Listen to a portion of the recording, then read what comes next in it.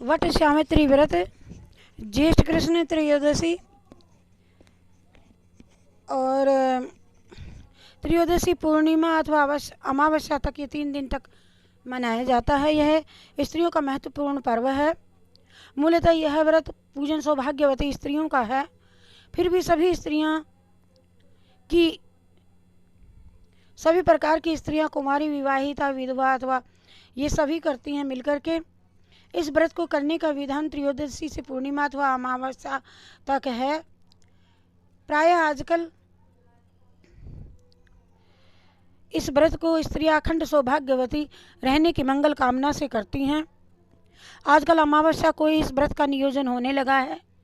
इस दिन बड़ बरगद का पूजन होता है और व्रत का विधान प्रातःकाल स्नान आदि के पश्चात बांस की टोकरी में रेत भर करके ब्रह्मा जी की मूर्ति की स्थापना करनी चाहिए।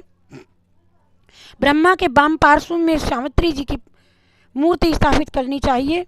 इसी प्रकार दूसरी टोकरी में सत्यवान और सावित्री की मूर्तियों की स्थापना करके टोकरियों को वट वृक्ष के नीचे ले जाकर के रखना चाहिए।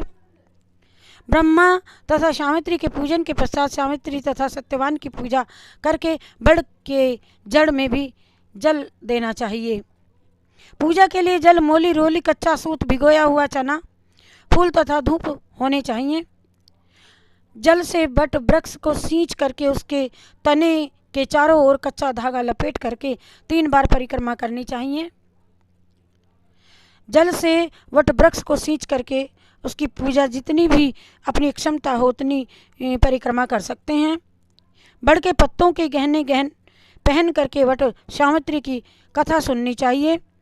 भीगे हुए चनों का बायना निकाल करके नगद रुपए रख करके सासू जी को चरण स्पर्श करके देना चाहिए। यदि सास दूरी पर हो तो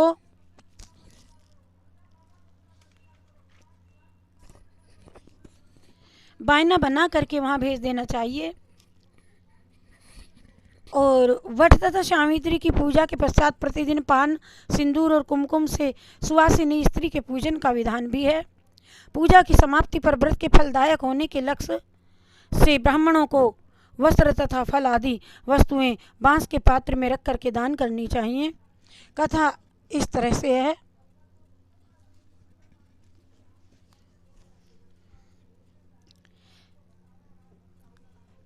भद्र देश के राजा अशोकपति ने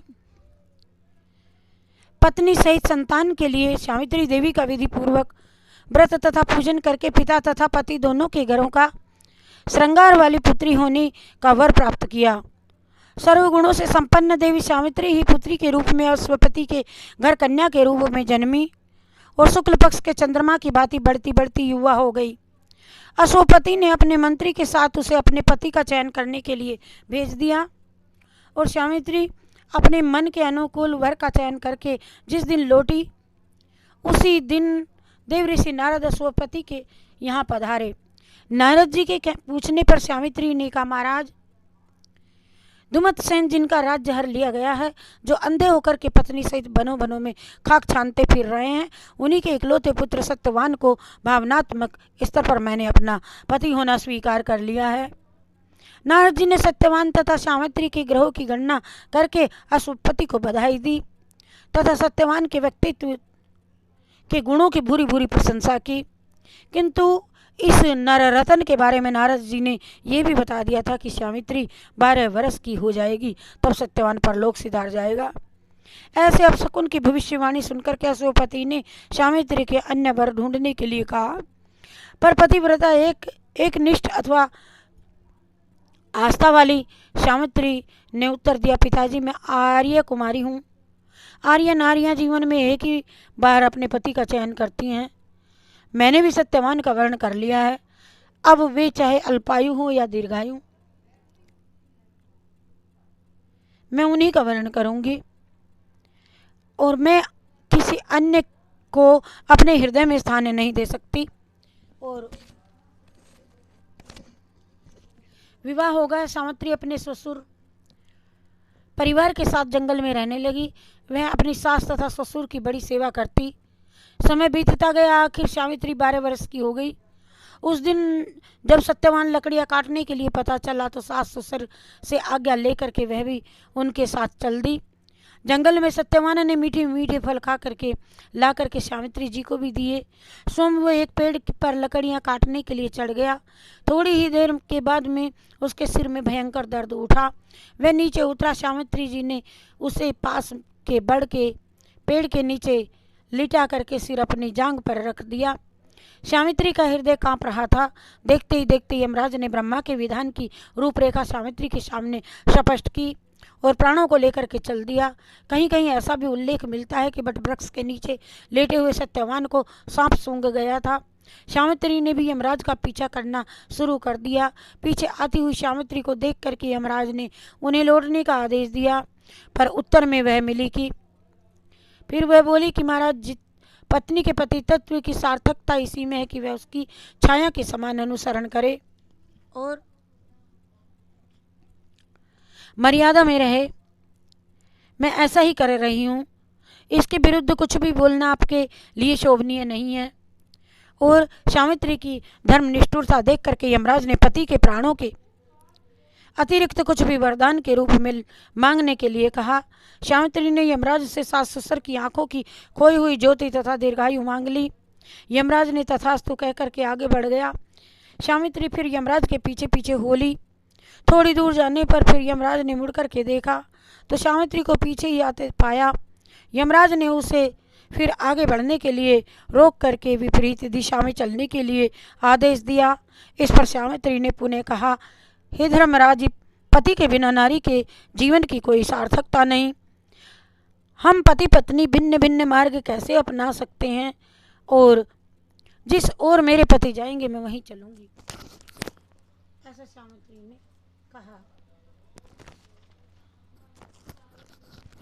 जहाँ मेरे पति जाएंगे मैं वहीं रहूंगी। मेरे लिए तो यही मार्ग सुगम है। यमराज ने सावित्री के प्रति व्रत धर्म की निष्ठा पा करके पुनः वरदान मांगने के लिए कहा। सावित्री ने 100 भाइयों की बहन होने का वर मांग लिया। यमराज पुनः तथास्तु कह करके अपने पग बढ़ाने लगे। सावित्री अभी भी उसी के पीछे पीछे चली जा रही थी।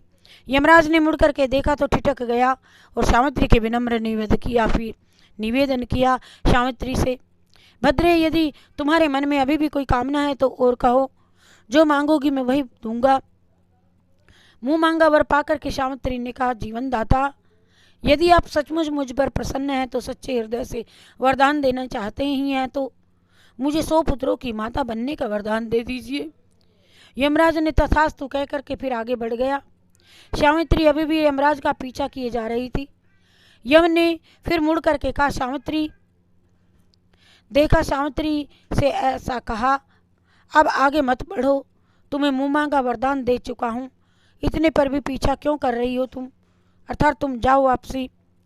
सावित्री ने विनम्रतापूर्वक फिर वही दोहराया, धर्मराज, आपने मुझे 100 पुत्रों की माँ बनने का वरदान दिया है, पर क्या पति के बिना मैं संतान को जन्म दे सकती हूँ? मुझे मेरा वर मिलना चाहिए, तभी मैं आपका वर पूरा कर सकूंगी। सावित्री की धर्मनिष्ठा, ज्ञान, विवेक तथा पतिव्रत की बात जान करके यमराज ने सत्यवान को अपने पास से स्वतंत्र कर दिया।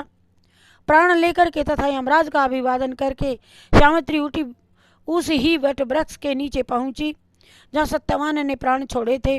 सावित्री ने प्रणाम करके वट वृक्ष की ज्यों ही परिक्रमा पूरी की, सत्यवान जीवित हो उठा। प्रसन्नचित्त सावित्री पति सहित अपने सास ससुर के पास गई।